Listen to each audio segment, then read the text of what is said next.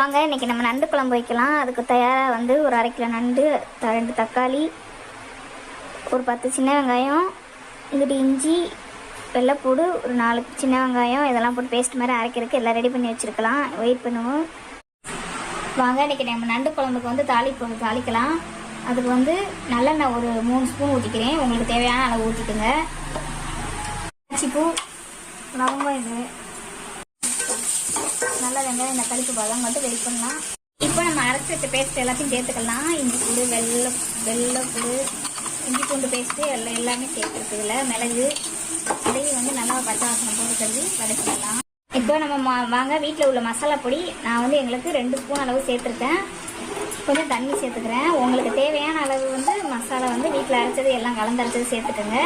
அளவு உப்பு சேர்த்துக்கிட்டாச்சு. இப்போ நல்லா கொதிச்சு வரட்டும். இந்த பக்கம் நண்டு வந்து ரெடியாக அலசி வச்சுருக்கேன். கொதிக்கவும் போட்டுக்கலாம். வெயிட் பண்ணி இப்போ குழம்பு கொதிச்சிருச்சு. நண்டை சேர்த்துக்குருவோம்.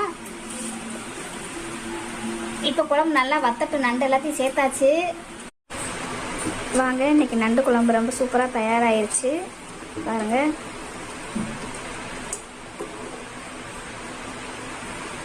சூப்பராக இருக்கும். நீங்கள் ட்ரை பண்ணி பாருங்கள். தேங்க்யூ.